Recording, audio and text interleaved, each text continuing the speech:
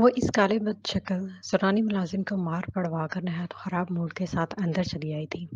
جب اندر لاؤنج میں بیٹھی ماہین کو دیکھ کر اپنے روم کی طرف بڑھتے اس کے قدم ٹھٹک کر اپنی جگہ رک گئے تھے۔ ماہین، تم یہاں کیا کر رہی ہو؟ اتنے دن سے تم کہاں غائب تھی؟ مجھے واپس آئے مہینہ ہو چکا ہے مگر تم نے ملنا تو دور مجھے میرا فون اٹھانے کی بھی زحمت نہیں کی۔ میں نے کتنی ہی کالز کر ڈالی تھی تمہیں مگر تمہارا کوئی پتہ ہی نہیں۔ وہ اپنے سامنے بیٹھی ماہین سے شکوہ کناں انداز میں بولی، جبکہ ماہین اسے دیکھتے ہی بنا اس کے سوال کا جواب دیے اپنی جگہ سے اٹھی تھی اور دوڑ کر اس کے گلے لگ گئی تھی۔ روفی، روفی میں بہت پریشان ہوں۔ میں میں پھوٹ پھوٹ کر روتی ہوئی ماہین یہ بات پوری بھی نہیں کر سکی تھی۔ آنسوؤں کی یلغار نے اسے بولنے ہی نہیں دیا تھا۔ تبھی رفایہ اس کے رونے سے بکھلاتی ہوئی اسے اپنے ساتھ لیے اپنے کمرے کی طرف بڑھ گئی تھی اور اسے اپنے بیڈ پر بٹھاتے پانی کا گلاس اس کے ہاتھ میں دیا تھا۔ پانی پیو ماہین اور رونا بند کرو۔ مجھے بتاؤ پہلے کہ کیا ہوا ہے؟ کہاں غائب تھی تم اتنے دن؟ میں نے تمہارے گھر پر بھی پتہ کروایا تھا مگر تمہارا گھر لاک پڑا ہوا تھا۔ رفایہ ماہین کے سامنے بیڈ پر بیٹھتے ہوئے بولی، میں پاکستان میں تھی روفی، اپنی خالہ کے پاس گئی تھی۔ شعیب نے مجھے گھر سے نکال دیا تھا۔ وہ اس بدنام زمانہ بازیان کلب جانے لگے ہیں جو اس قسم کے بےہودہ کاموں کے لیے خاصا مشہور ہے۔ ماہین نے ایک بار پھر روتے ہوئے کہا تھا۔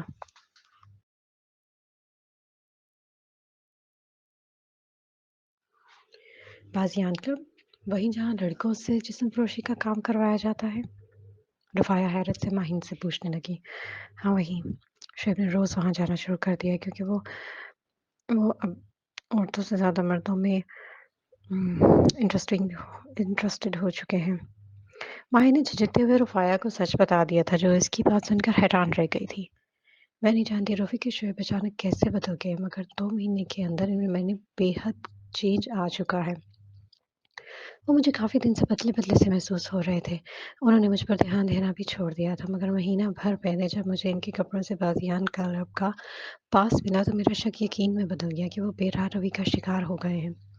پھر جب میں نے ان کی اس بات کے لیے ان سے باز پرس کی تو انہوں نے مجھے بہت مارا اور گھر سے چلے گئے۔ ان کے جانے کے 2 دن بعد میں بھی خالہ کے پاس پاکستان چلی گئی مگر وہاں رائے کبھی میں مسلسل شعیب کے ایک دوست کے ذریعے ان کی خبر رکھ رہی تھی۔ شعیب نے اس دوران نہ تو مجھ سے کوئی رابطہ کیا نہ ہی میری خیر خیریت لی۔ وہ گھر چھوڑ کر اپنے ایک دوست کے پاس شفٹ ہو گئے ہیں جو اسی بازیان کلب کا ممبر ہے۔ کل ہی میں واپس آئی ہوں اور یہاں آنے کے بعد جب میں انہیں کال کیا تو انہوں نے مجھ سے بہت بدتمیزی سے بات کی اور طلاق دینے کی بھی دھمکی دی۔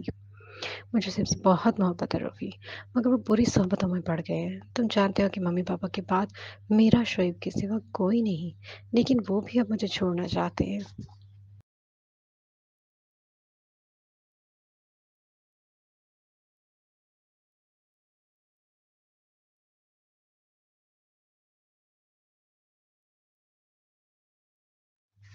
رفایہ اپنے سامنے بیٹھ کر روتی ہوئی ماہین کو افسوس سے دیکھتی رہ گئی تھی جو ایک داغدار مرد کے لیے بیٹھی آنسو بہا رہی تھی۔ میں تمہیں پہلے بھی کہتی تھی کہ اس مشکوک شخص سے شادی مت کرو۔ وہ مجھے پہلے بھی کچھ ٹھیک نہیں لگتا تھا مگر تم نے میری بات نہیں مانی۔ اب اس طرح بیٹھ کر رونے سے کیا ہوگا؟ جب وہ شخص واقعی ہی بری صحبت میں پڑ چکا ہے تو تمہارا اس سے الگ ہو جانا ہی ٹھیک ہے۔ مجھے نہیں لگتا اب وہ سدھر پائے گا۔ تم اسے علیحدگی اختیار کر کے کسی اور سے شادی کر لو۔ رفایہ نے ماہین کو سمجھاتے ہوئے کہا مگر وہ رفایہ کی بات سن کر تڑپ کر رہ گئی تھی۔ نہیں نہیں روفی، پلیز ایسے مت کہو۔ میں شب سے بہت محبت کرتی ہوں، ان کے سوا کسی اور کے بارے میں سوچ بھی نہیں سکتی۔ مجھے یقین ہے کہ وہ ٹھیک ہو جائیں گے، بس ان پر تھوڑی سختی کرنی پڑے گی جو اکیلے میرے بس کا کام نہیں ہے۔ روفی پلیز، کیا تم میری مدد کرو گی؟ ماہین نے پوری امید نظروں سے اسے دیکھتے ہوئے پوچھا۔ میں کس قسم کی مدد کر سکتی ہوں تمہاری ماہین؟ میں سمجھی نہیں۔ رفایہ نے الجھی ہوئی نظروں سے ماہین کو دیکھتے ہوئے پوچھا۔ روفی، تم جانتی ہو کہ میری طرح شعیب کا تعلق بھی پاکستان سے ہے مگر یہاں کی رنگینیوں میں کھو کر وہ پاکستان نہیں جانا چاہتے۔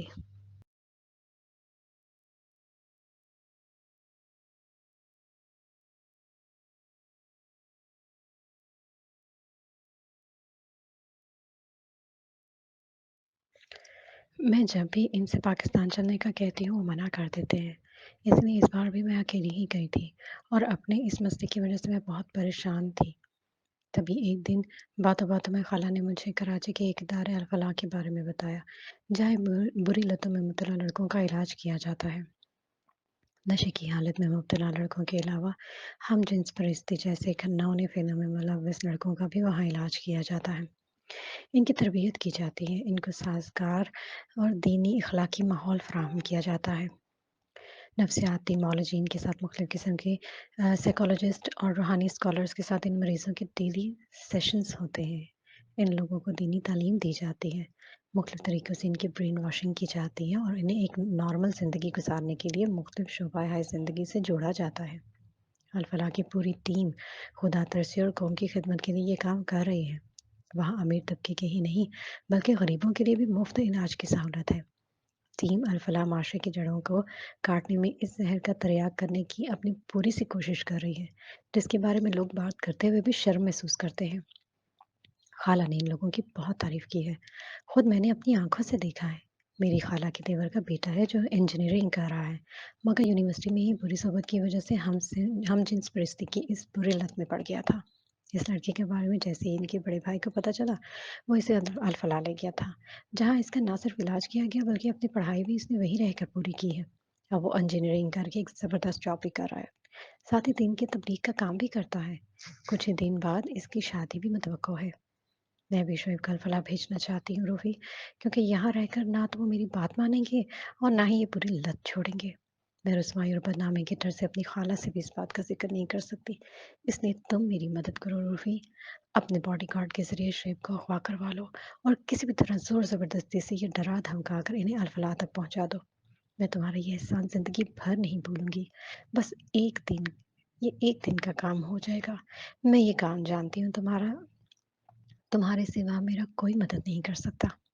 माहिन लज्जाज से रुफ़ाया के हाथ थाम कर बोली और रुफ़ाया इसकी बात सुनकर सोच में पड़ गई थी। क्या मुझे माहिन के इस काम के लिए मदद लेनी चाहिए? मगर अपनी प्रॉब्लम के लिए इससे मदद लेती अच्छी लगूँगी क्या? और फिर माहिन के शौहर की हरकतें, वो क्या सोचेगा? नहीं, नहीं, मैं इसे ये सब नहीं कह सकती। तो क्या इस मामले में मुझे अपने गार्ड से बात करनी चाहिए? मुज़म्मिल, हमाद सब बहुत मुआविन मददगार किस्म के लोग हैं। हाँ, यही ठीक है। वो इसे बताने का इरादा तर्क करते हुए अपने बॉडीगार्ड के साथ इस मामले में मदद लेने का फैसला कर चुकी थी। प्लीज़ रूफ़ी, मेरी मदद करो। मैं बहुत उम्मीद लेकर तुम्हारे पास आई हूँ। माहिन रूफ़ी को सोचों में गुम देखकर एक बार फिर इसकी मिन्नत करती हुई बोली, ठीक है माहिन, मैं तुम्हारी मदद करने के लिए तैयार हूँ। मेरे बॉडीगार्ड्स तुम्हारा काम कर देंगे। रुफ़ाया के मुस्बत जवाब पर माहिन का चेहरा खिल उठा था।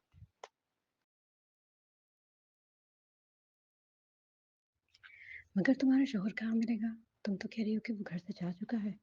रुफ़ाया ने सवालिया नज़रों से माहिन को देखते हुए पूछा।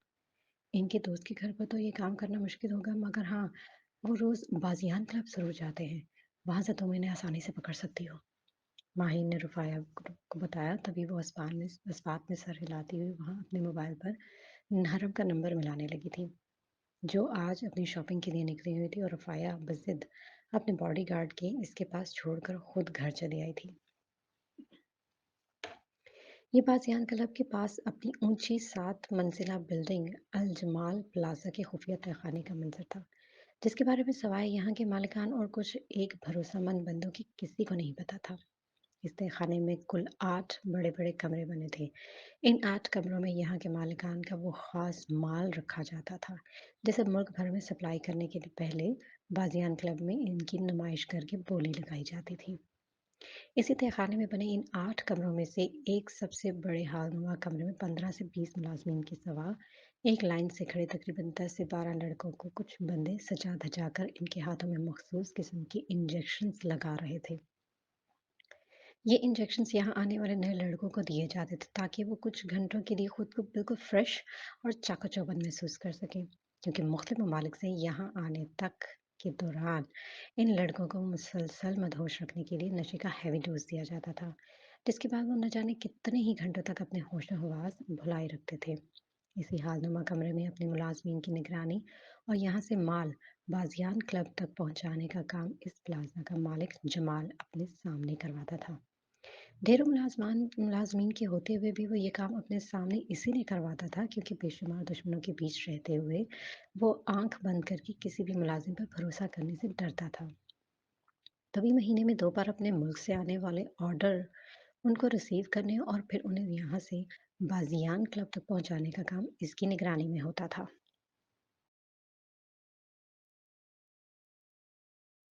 बशीर, 2 दिन पहले वो जो मर्दों के बाजार से फ्रेश पीस आया है वो कहाँ है? जरा हमें तो दीदार करवाओ इसके। हाल में एक तरफ बड़ी बड़ी सी टेबल के पीछे रखी रॉकिंग चेयर पर बैठा वो काली सूरत के 50-55 के पेटे वाला अधेड़ उम्र मर्द लबों पर मुकर्रर मकरू मुस्कुराहट सजाए हुए बोला, जबकि इन लड़कों को तैयार करवाता एक पक्की उम्र का दूसरा मर्द सर हिलाते हुए इसके सामने आया। सर, आपके हुक्म के मुताबिक इन सब लड़कों से अलग रखा है। वो है भी कुछ शहाना मिजाज का। इन गंदे चिपचिपे लड़कों से बू आती महसूस हो रही थी। तभी हमने उसे एक साफ सुथरा रूम दिया हुआ है, इसमें वो वहीं तैयार हो रहा है। बशीर नाम का वो शख्स अपने बॉस के सामने आता हुआ बोला, हाँ ठीक है, मगर इसे लेकर आओ।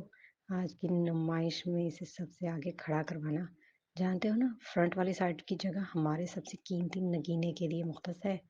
वो दिखने में जितना हसीन है, मुझे नहीं लगता कि इसके सामने इन लड़कों की दाल गलेगी। तुम देखना, सबसे महंगी बोली इसी की लगेगी आज। खैर, तुम इसे लेकर आओ। जमाल नाम का वो शख्स अपनी कुर्सी पर मजे से झूलते हुए बशीर को उसे लाने का इशारा करके बोला। बशीर उसे लेने के लिए दूसरे कमरे से बाहर निकल गया। फिर कुछ ही देर में बशीर नाम का वो शख्स एक दराज कमर 6 फुट के लड़के को अपने साथ लिए अंदर दाखिल हुआ। ग्रे जीन्स और काली फुल स्लीव की फिटिंग की टी शर्ट में इसकी मस्कुलर बॉडी पर फंसी हुई थी। इसके गले में पड़ी चेन जो सीने से जरा ऊपर तक आ रही थी, इसके इसमें लटका हुआ वो टीम बी के सुर्ख पेच ये बताने को काफी था।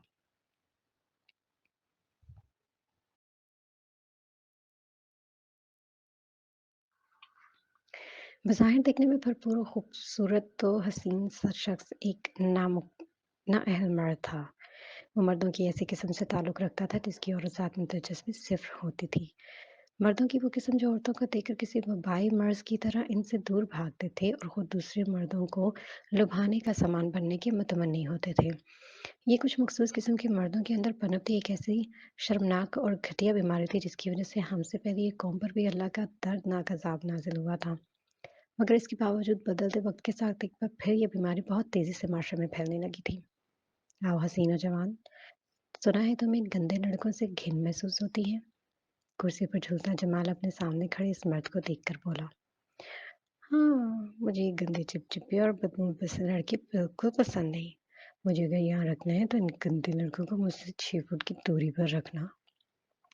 वो अपना एक हाथ हवा में लहराते हुए बिल्कुल लड़कियों वाले स्टाइल में बोला था, जबकि इसका अंदाज देखकर जमाल के होंठों पर मुस्कुराहट फैल गई थी।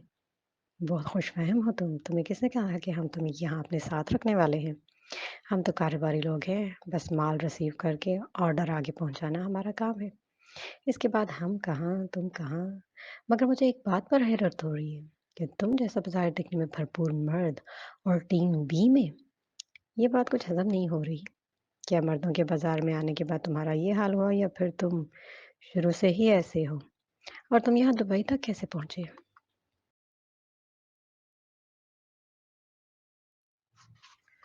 जमाल बगौर इसके मजबूत एथलीट जिस्म को देखकर बोला, अल्लाह ने बनाकर तो एक मर्द ही भेजा था जी, मगर बुरी सोबतों और नासमझी की उम्र की गलतियों ने इन हाथों को पहुंचा दिया। बड़ा भाई एक जिम में कोच था, तो उसकी वजह से जरा ये बॉडी शादी बना ली। जिंदगी इतनी अच्छी कट रही थी, फिर एक दिन अपने घर में ही वो अपने 2 दोस्तों के साथ रंगे हाथों पकड़ लिया। जो घर से निकाल कर हमेशा के लिए वास्ता ही खत्म कर दिया। मैं जी कराची की एक यूनिवर्सिटी में पढ़ता था, बाप की घर से निकालने के बाद खर्चा पानी भी बंद हो गया। पैसे की सख्त तंगी हो गई, भूखे मरने की नौबत आ गई थी। यूनिवर्सिटी में अपने ही जैसे कुछ लड़कों का साथ मिला हुआ था। मेरी माशी परेशानी को देखकर वो लोग मुझ नाज़िम नाम के एक टीचर के पास ले गए। नाज़िम ने मुझसे कहा कि मेरे जैसों को इस मुल्क को ना कोई नहीं हाँ, मेरे जैसों की ना इस मुल्क को कोई ज़रूरत है और ना ही मेरी कभी कोई कदर होगी। इसलिए मुझे सही जगह और अपने सही कदरदानों के पास जाना चाहिए।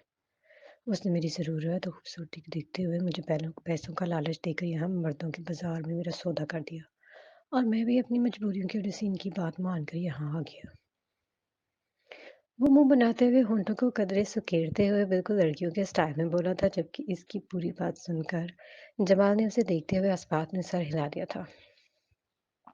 ठीक किया तुमने। यहाँ तुम जैसों की बहुत कदर की जाती है। देखना कुछ ही दिनों में तुम पर पैसों की बारिश होना शुरू हो जाएगी। जमाल ने उसकी दुख भरी दास्तान सुनकर उसे तसल्ली दी और साथ ही बशीर को आवाज भी दे दी, जो बोतल के जिन की तरफ फौरन हाजिर हो गया था। बशीर, जल्दी से इन सबको तैयार करो, अभी मैं आ रहा हूँ। और तुम लड़के, तुम भी अपने कमरे में जाकर खुद को जरा मजीद संवारो। यहाँ से सीधा तुम्हें नुमाइश में लेकर जाना है।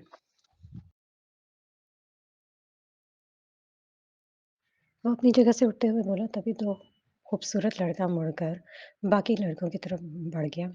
इस समय वहां मौजूद सब लड़कों की गर्दन में एक चेन डाली गई थी, जिसमें बड़े बैचेस, उस पे लिखा अल्फाबेट्स ए और बी।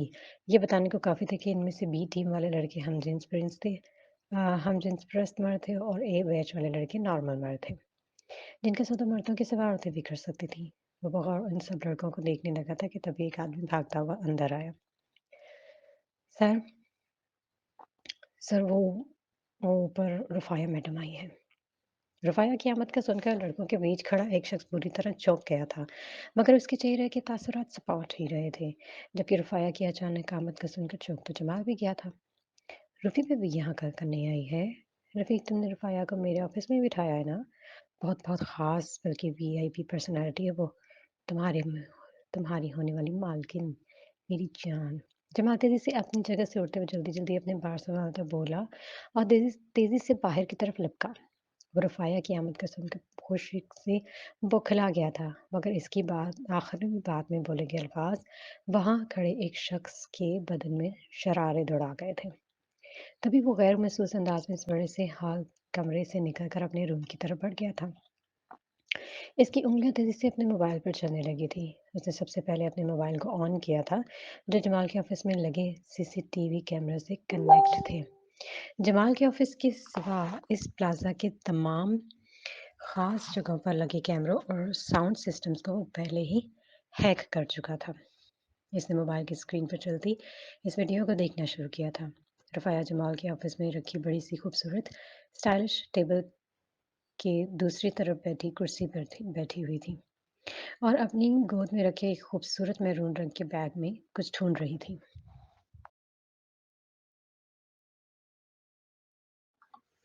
वो मुस्कुराती नजरों से स्क्रीन को देखते हुए इस खूबसूरत हसीना के दीदार में महव हो गया था, जब जमाल के ऑफिस को चारों तरफ से घूम घूम कर बेसारी से देखने लगी थी। फिर कुछ ही देर में जमाल अंदर आया था। टेबल के पीछे बैठी रुफाया को देखते ही इसकी शातिर आंखें चमकने लगी थी। सही नसीब, आज दी रुफाया महाब ने कैसे हमारे इस छोटे से ऑफिस को रौनक बख्श दी। कैसे आना हुआ यहाँ बेबी? वो अपनी खलीज नजरों से रुफाया के बेदाग चेहरे को देखता हुआ बोला, जबकि नीचे तहखाने के एक रूम में बैठा वो शख्स जमाल की मकरू आवाज सुनकर गुस्से से अपनी मुट्ठियां भींच कर रह गया था। मोबाइल पर चलता सीन देखने के साथ वो जमाल के ऑफिस में हो रही इस बातचीत को साफ साफ सुन सकता था, क्योंकि इसके कान के सुराख में जरा अंदर की तरफ ऊपरी हिस्से पर चने की दाल के बराबर एक डिवाइस फिक्स थी।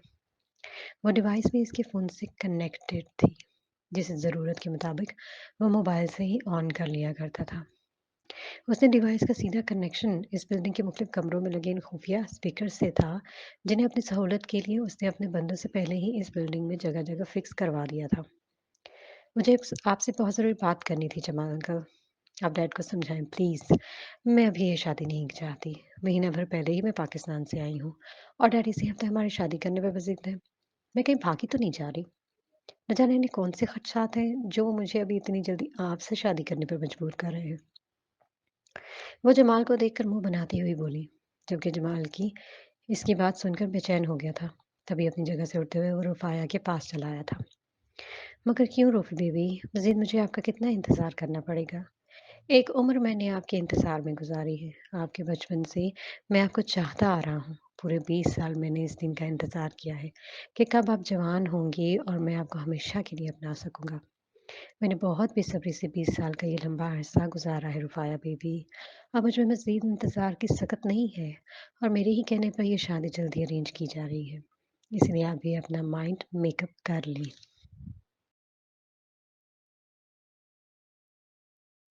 मैं मज़ीद आपसे दूर नहीं रह सकता। बहुत जल्द इन दूरियों को ख़त्म कर देना चाहता हूँ।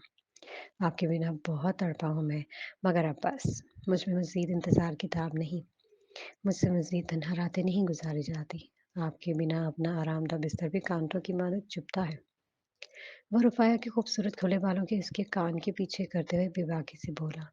साथ ही उसने रुफ़ाया के चेहरे पर अपना सख्त खुरदरा काला हाथ भी फेरा था, जबकि इसके हाथ के लम्ब से रुफ़ाया ने फ़ौरन अपनी गर्दन पीछे करते हुए अपना चेहरा भी मोड़ लिया था।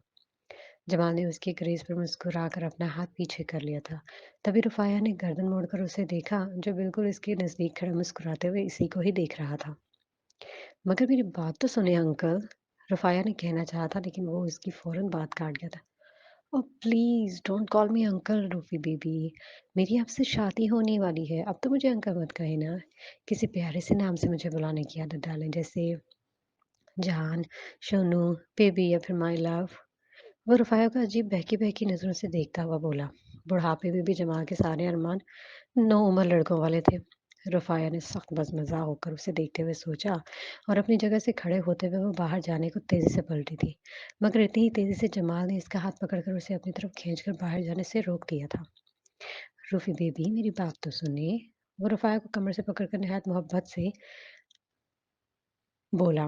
रुफ़ाया को इस जल्दी शादी की वजूहात बताने लगा, मगर रुफ़ाया उसकी बात सुनने के बजाय तिलमिलाकर जमाल से दूर होने की कोशिश करते हुए उसे पीछे धकेलने लगी थी। जबकि दूसरी तरफ मोबाइल स्क्रीन पर सारा सीन देखते हुए भड़क कर अपनी जगह से उठ खड़ा हुआ था।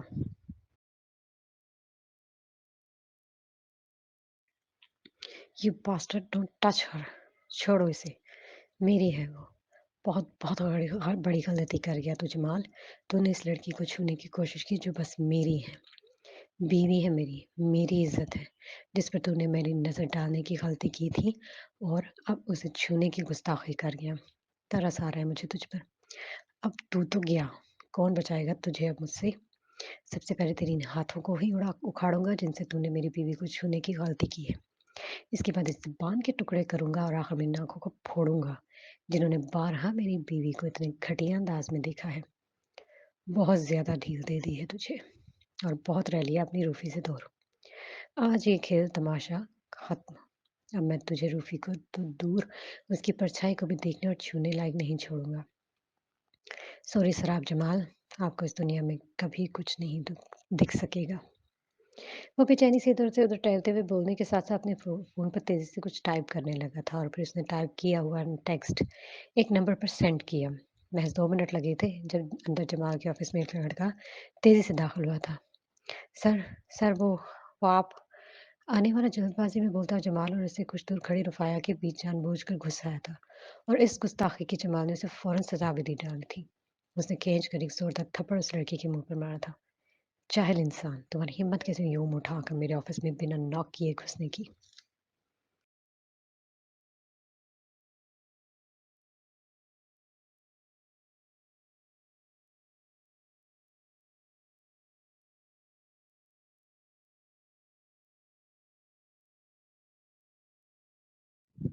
वो आने वाले पर बुरी तरह गरज रहा था और अपने मुँह पर हाथ रखे उस लड़के ने फ़ौरन जमाल के कान में घुसकर एक सरगोशी की थी, जिसे सुनकर जमाल बुरी तरह घबरा गया था।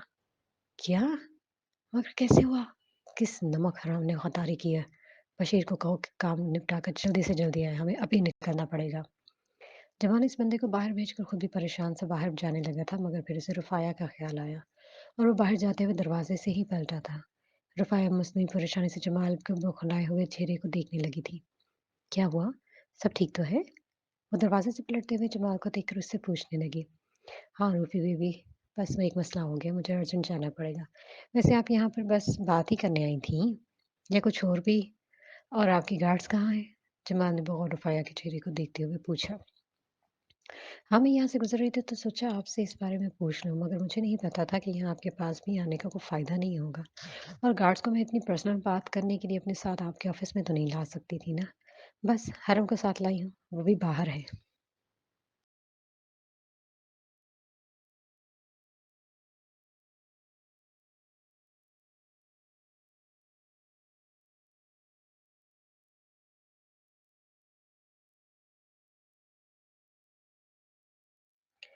वो मुँह बनाकर बोली थी, मगर इस वक़्त अपनी ही परेशानी में मुब्तला जमाल इससे मज़ीद कुछ पूछे बिना साथ में सर हिलाता हुआ फ़ौरन बाहर निकलता चला गया। वो रुफ़ाया के बिगड़े मूड को देखकर भी फ़िलहाल इसकी कोई बात मानने का इरादा नहीं रखता था। अब तो अचानक ही उसके सर पर इतनी बड़ी आफ़त नाज़िल हो गई थी। तभी वो वहाँ से भागा चला गया था। जमाल के बाहर जाते ही रुफ़ाया भी सर झटकती हुई इसके ऑफ़िस से बाहर निकल गई थी। वो जमाल की बातों पर गौर करती अपनी सोचों में गुम चलती हुई बाहर जा रही थी। आज जमाल की बातों से उसने अंदाज़ा लगा दिया था कि वो इतनी आसानी से रुफ़ाया से दस्तबरदार नहीं हो सकता और वो चाहते हुए भी जमाल को ये नहीं बता सकती थी कि अब वो इससे शादी क्यों नहीं कर सकती।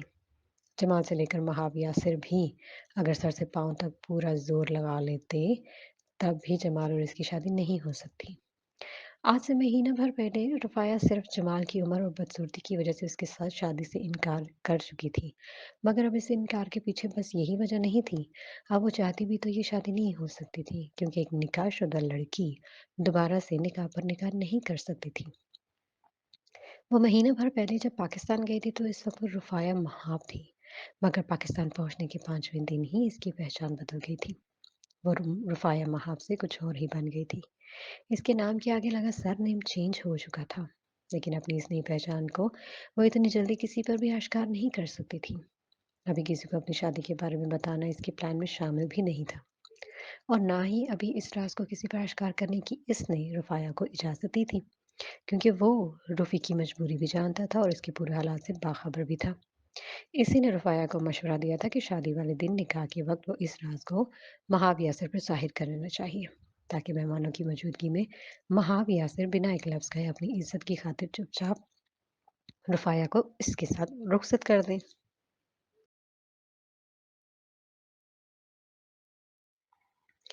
इस वक़्त तक वो भी दुबई आ जाता और ऐन रुफ़ाया की शादी वाले दिन जब वो सबके सामने इस राज़ को आश्कार करता तो महाब यासिर समेत जमाल भी इसका कुछ नहीं बिगाड़ सकता था, क्योंकि वो ये सारा काम पुलिस की मौजूदगी में करता।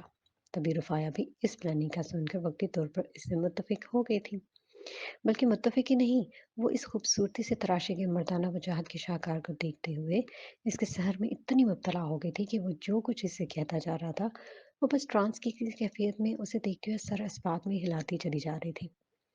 वो फ़ितरतन बेहद हुस्न परस्त थी, खुद भी बला की खूबसूरत थी और खूबसूरत लोग इसकी बहुत बड़ी कमज़ोरी थे। तभी इस साहिर को देखकर वो जैसे इसकी खूबसूरती में मुकम्मल तौर पर गुम हो गई थी। अल्लाह वाक़ई रुफ़ाया वहाँ पर बहुत मेहरबान था। तभी तो उसने रुफ़ाया पर अपना ख़ास करम किया था। रुफ़ाया की हुस्न परस्त तबीयत की तस्कीन के लिए उस रब ने उसे एक ऐसा शख़्स इनायत किया था जो खूबसूरती और वजाहत में अपनी मिसाल आप था। वो बूढ़ा काली और मकरूह सूरत वाला जमात तो दूर, रुफ़ाया के हल्का अहबाब में मौजूद नौजवान लड़कों में भी कोई मर्द इतना खूबसूरत नहीं था, जितना खूबसूरत वो यानी रुफ़ाया का शौहर था। इस निकाह ने ना सिर्फ रुफ़ाया को इसके मस्ते से बाहर निकाला था, बल्कि वो इतने हसीन शख्स का साथ पाकर खुशी से उड़ती फिर रही थी। उसने निकाह के बाद ही सोच लिया था कि बहुत जल्द वो डैड को मनाकर अपने इस आर्ज़ी निकाह के रिश्ते को मुस्तकिल ताल्लुक का रूप देकर ज़िंदगी भर के लिए इस बंधन में बंधी रहेगी। इस रिश्ते को दिल की गहराइयों के साथ पूरे खलूस और खूबसूरती से निभाएगी और डैड को मनाते ही धूमधाम से रुखसती करवा कर इस खूबसूरत शख्स के साथ अपनी पूरी ज़िंदगी आराम से गुजारेगी। अब वो किसी तौर पे इस रिश्ते को तोड़ना नहीं चाहती थी। वो दिलरुबा सा शख्स हर वक्त इसके होशो-हवास पर छाया हुआ था। तभी अपने निकाह के बाद से इसे इस बदसूरत जमाल से मज़ीद ज़हर लगने लगा था।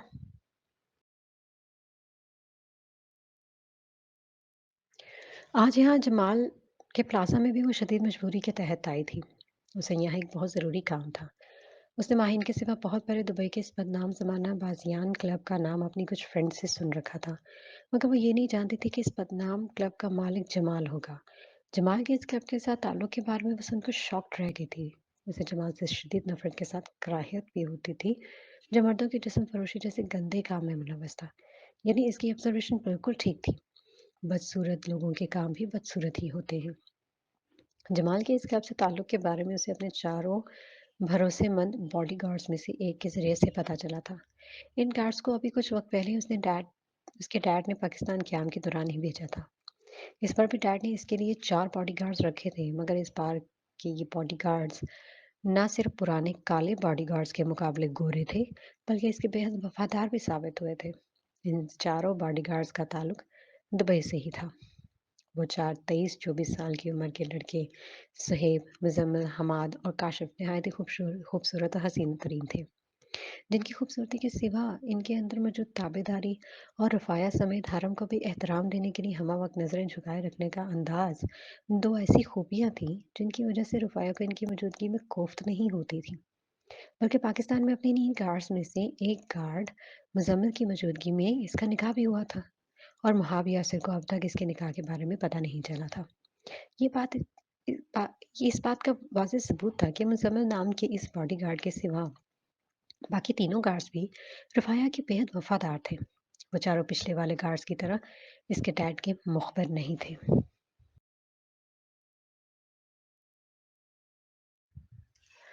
رفایا کچھ ہی دن میں ان چاروں پر آنکھیں بند کر کے بھروسہ کرنے لگی تھی۔ تبھی مزمل نے جب رفایا کو بتایا کہ بازیان کلب کا مالک جمال ہی ہے، تو فوراً اس کی بات پر یقین کرتے ہوئے حرم کو لے کر کلب جانے کے لیے نکل آئی تھی۔